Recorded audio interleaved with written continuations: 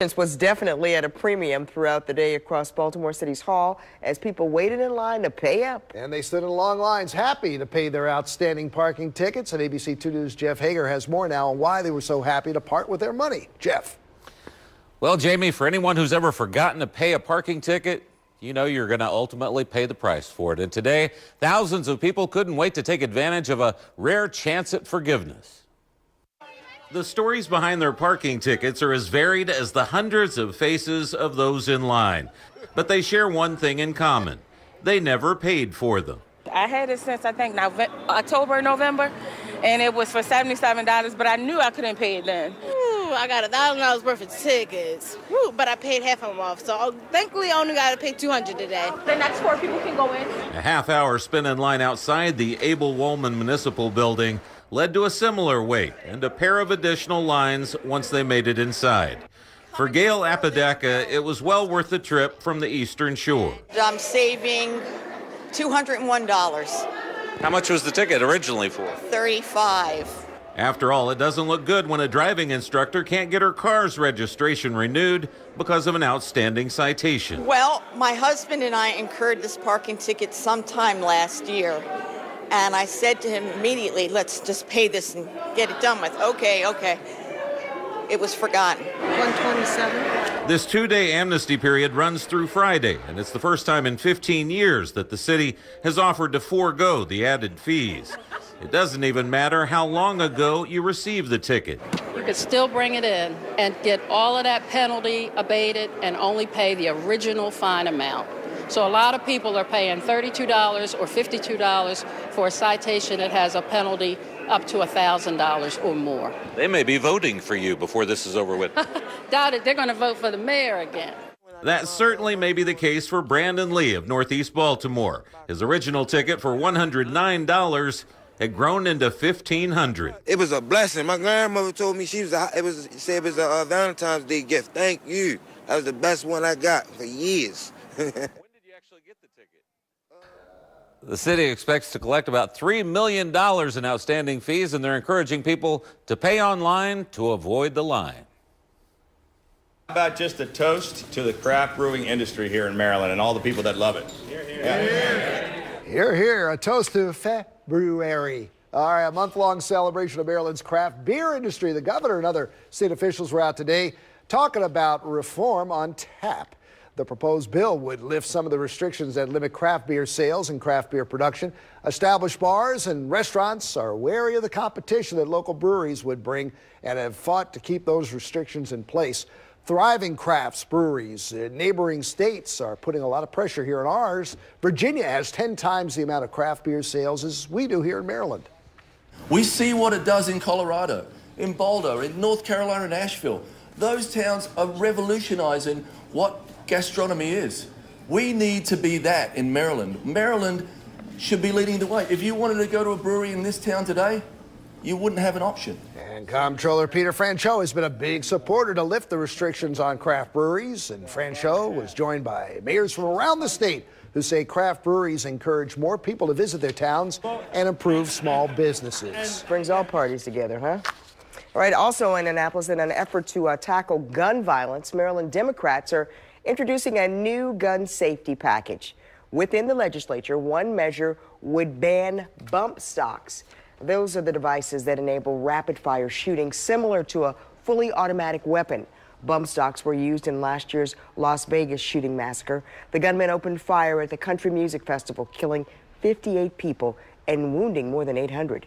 The second measure would repeal the state's handgun permit review board and turns its functions over to administrative law judges. We've got new concerns about what has become the worst flu season we've seen. That's right. Today, officials are confirming that more child flu deaths have occurred across the country. ABC's Linda Lopez has more on this alarming epidemic.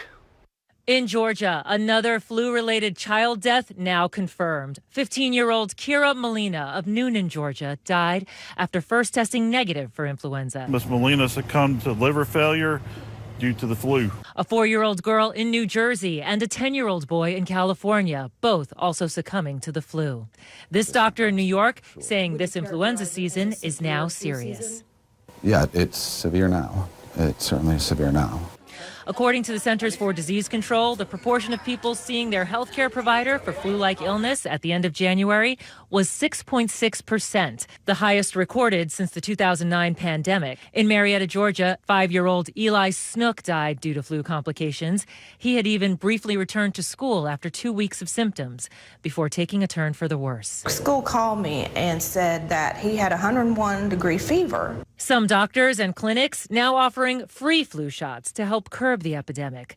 But Dr. Firestein telling us if you feel you're coming down with it, getting medical treatment quickly is key. If somebody feels that they're getting sick, they should go see a doctor, and they don't need a test to be treated. And the number of flu cases nationwide continues its alarming rise. From last week to this week alone, the number of people sick rose 23%. Data suggests that 16 million people, or 5% of the population, could be infected. But doctors say it's still not too late to get that flu shot. Linda Lopez. All right, well, today, a Michigan Police Department publicly apologized for not believing a teenage girl who said Larry Nassar molested her. Breanne Randall Gay was 17 when she told police she was sexually abused by the doctor. Police conducted an investigation and ultimately dropped the case without sending her case to prosecutors. Police say Nassar fooled them and convinced them what Randall Gay called abuse was just a medical technique. We're sorry that we were manipulated and deceived. Well, today, officials also announced new initiatives to prevent anything like this from happening again. Nassar was sentenced to 40 to 175 years in prison after more than 150 women and girls presented victim impact statements during his sentencing last week. Well, this baseball season, all 30 MLB teams will have extended netting to protect fans. We told you about this last week. The netting will be extended beyond the minimum required set by Major League Baseball. The Orioles announced that they're going to be extending their netting. This week, all teams decided to extend the netting. And this comes after several fans were injured by bats or flying balls, including that young girl who had to be hospitalized.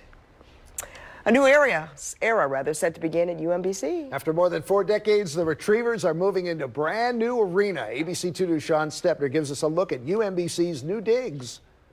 The shine, the sparkle, is on the new home of UMBC Athletics. My first reaction walking in was just like, it's huge. It looks like a real college arena. We come from like a high school gym and going into a real college arena. The $85 million UMBC Event Center will officially open its doors when the men's basketball team hosts Vermont on Saturday at 4 p.m. We should have that home court advantage coming in. The guys are really excited. You know, obviously it's a beautiful facility and it's going to mean a lot to our campus and community. The new 172,000 square foot facility, which broke ground 2 years ago, seats about 6,000 fans. It includes a practice gym, state-of-the-art strength and conditioning and academic centers, a sports medicine suite, and the school's Athletics Hall of Fame. It'll be the home for men's and women's basketball, women's volleyball, and also host cultural events, concerts, and commencement. It's a recruiting goldmine for a head coach. They see this and they know that you're for real, or you care about, your program, you want to be good. For the men's hoops team, it's going to be tough to leave the old barn, the Retriever Activities Center, the Dogs' home for 45 years, especially now. UMBC is a perfect 11-0 at the rack this season. Saturday's game is also the start of UMBC's 3-point challenge. The Retrievers teaming up with the American Cancer Society's Coaches vs. Cancer program. UMBC, along with several other teams across the country, fighting cancer by raising donations for every 3-pointer made during the month of February. In Catonsville, Sean Stepner, ABC 2 News.